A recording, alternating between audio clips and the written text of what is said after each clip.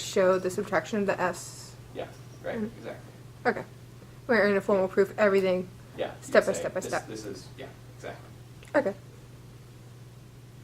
And even in informal proofs, there's some notion of rigor, which is sort of like how many of the sub-steps you're showing. Okay. Thank you.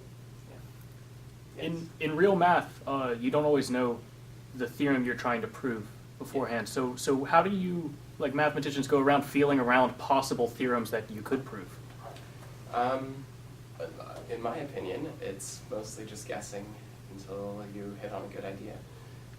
So like when we were trying to prove the sphere problem, Zane posited a good idea to start with, some argument of area based on where the points were. And it didn't pan out. Sometimes that happens.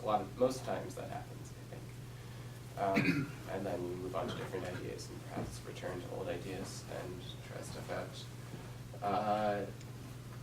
I guess there's something more here to say, though, that theorems and proofs don't really capture all there is to say about certain problems. When you're dealing with mathematical problems, you really want to have some much fuller understanding of what's going on than you would get out of just writing a proof.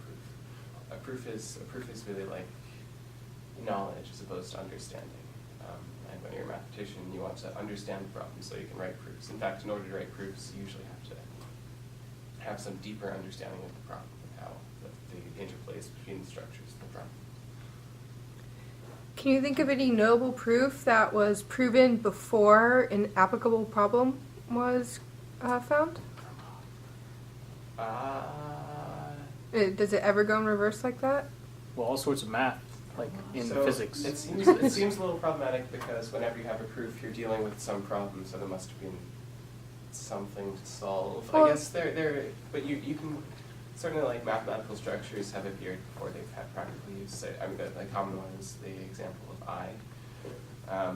It was used in mathematics a lot before it was used in electrical engineering, which it's needed these days. Mm-hmm. Like particle physics, like you math people did groups a long time ago, and then particle physics, they found out that particles were groups, so that was really helpful. Yeah. So theory can far precede